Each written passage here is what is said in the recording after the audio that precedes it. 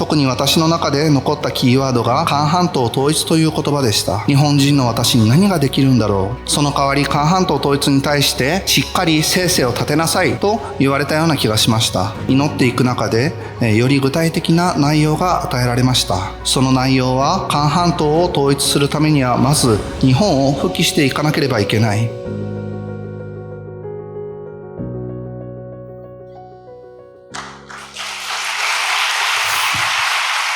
私は六戦争の祝福家庭、幸田茂樹と幸田陽子の長男の幸田正隆です。私が今回、霊世40日修練会への参加を決意するに至った動機は、私は今、広島最上家庭教会で世話部長として歩んでいるのですが、教会として変わっていくべき時が来ているにもかかわらず、方向性が定まらない中で、時には教会長とも意見がぶつかることもたびたびあり、今のままでいいのだろうか。私は多くの兄弟姉妹の霊的な命を預かっている身なのに、軸がぶれているのを感じる。このままではダメだ。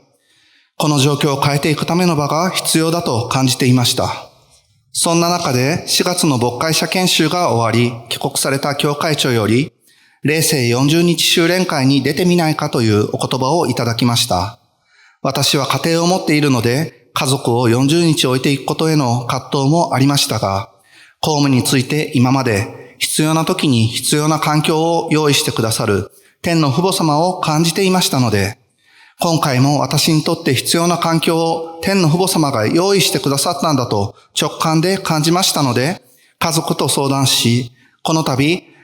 hyojong天津天保霊世40日修練会に来ることができました。霊世修練会の一週目は自身の不足さを実感し、悔い改めと目標の再設定の期間であったとともに、天の父母様の愛と許しを受けていき、とても恩恵深い一週間でした。二週目からは与えていただいた恩恵が大きかったからか、先祖の功労を使い果たしたのか、最初の数日はスケジュールの内容になかなか相対できず、恩恵も感じない期間が続いていました。修練会の期間中、日常生活や礼拝の説教、講義などのスケジュールを通じて、いろんなメッセージを感じることがあったので、その内容について祈り、考える時間を持つようになりました。特に私の中で残ったキーワードが、韓半島統一という言葉でした。お母様が今最も意識されている内容の一つであることは理解していましたが、日本人の私に何ができるんだろう。そもそも政治に関してはもともと関心が薄い私でしたので、お母様の心情を合わせていくのに最も意識されている韓半島統一について意識できない私がお母様の心情を合わせていくことができるのだろうかと不安な心情が出てきました。そんな中、7月4日の夜の薬事後にお父様のお写真を見ながら祈っていると、一つの自分のものではない言葉が湧いてきました。その言葉というのは、韓半島統一に対して、お前は意識がないんだから気にしても仕方がないだろう。今から学び考えたところでお前に何ができるのか。それよりも自分ができる分野で使命を果たしなさい。その代わり韓半島統一に対してしっかり政制を立てなさいと言われたような気がしました。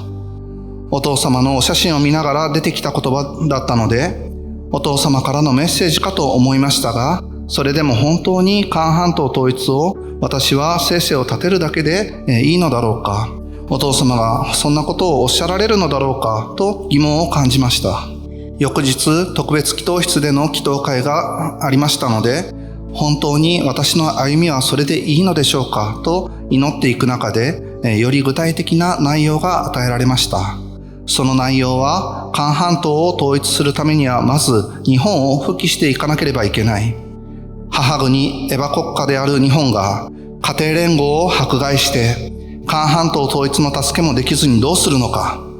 早く日本を新日本として復帰しなければいけない。復帰して韓半島統一ができた時に国として支援をできるように準備しないといけない。お前はそのための2世権やシックの教育、再復帰、そしてまだ私を知らない家庭連合の本来の姿を知らない人々にメシアの存在を伝え、天の父母様の文化を示していけるように、お前の使命を果たしなさいという内容でした。この内容が来たとき、私はとても私にはできません。荷が重すぎますと祈ったのですが、そこで湧いてきたのが、お父様がイエス様と出会われた時の内容の、思いが、湧いてきました。私は16歳で証明されたお父様はどうだったのですかと聞いたら、私も不安だった。決意してからもメシアとしての使命を考えると、その重みに潰されそうな思いを通過したこともあった。それでも決意して超えてきたというお父様の思いを感じました。お母様もそうだったのか聞いたら、お父様と同じく不安な中でも決意して進んでいこうという強い思いを感じました。私でできるのでしょうかと祈る中で、一周目に天の父母様からいただいたメッセージが浮かんできました。私は不足な私、自分自身を愛せない私が嫌で仕方なかったのですが、講義の中で自分を愛せるようになりなさいという御言葉があり、その御言葉を受け止めきれず、天の父母様に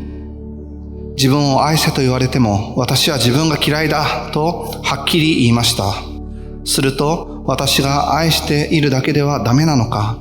私はお前のことをこれほど愛しているのにと言われたような気がしました。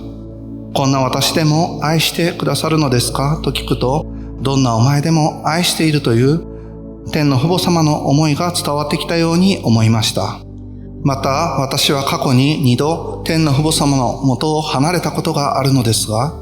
それを負債に思っていることを伝えていくと、それでもお前は戻ってきてくれたじゃないかという言葉が浮かんできました。そしてもう一つ、私は何の訓練も受けずに清和部長をすることになった状況でしたので、不足な私が清和部長でいいのだろうかという思いをずっと持っていました。それで、こんな不足な私が清和部長でいいのでしょうか？こんな私で本当にいいのですかと聞くと、お前がいいんだ。お前だから任せたんだという思いを感じました。こんな私を信じ、天の父母様、誠の父母様の宝である二世権を任せると、お前がいいんだと言ってくださった天の父母様の思いに応えていける私になっていきたいと感じていく時間が与えられました。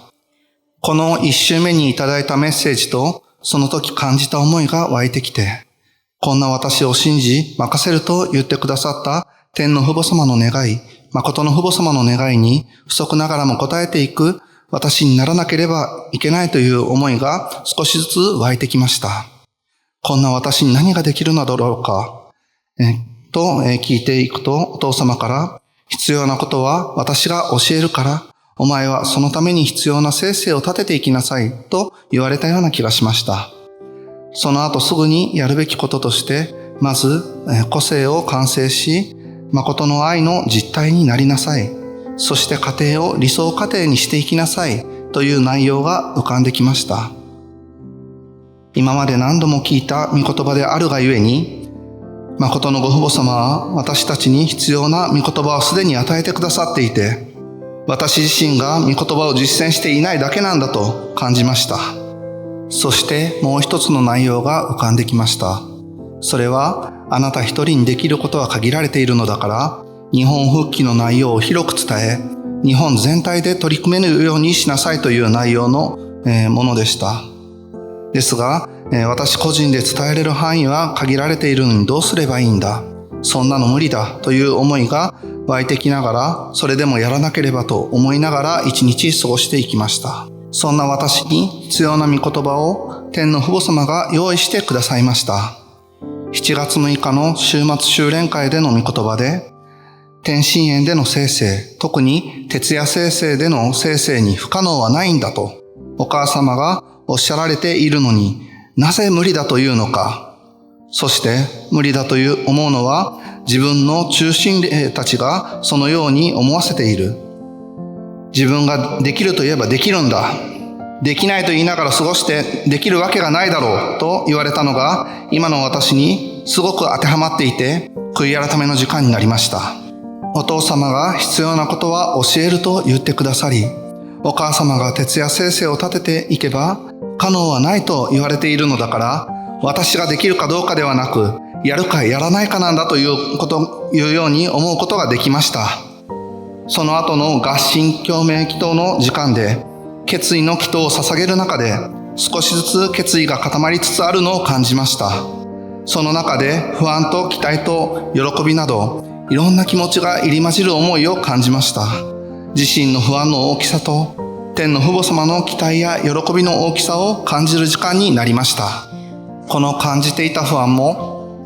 夜の薬事をする中で減っていくのを感じるとともに、いつも以上に力が湧くのを感じて、天と一つになることで、本当にいつも以上の力が湧くのを実感しながら一日を終えることができました。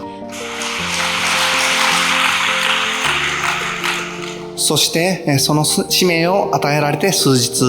無理だとお父様に祈った日本全体にこのメッセージを伝えていく使命を果たしていく場がこのように与えていただきました。これは必要なことを用意してくださると言われたお父様から与えていただいた奇跡だと私は確信しています。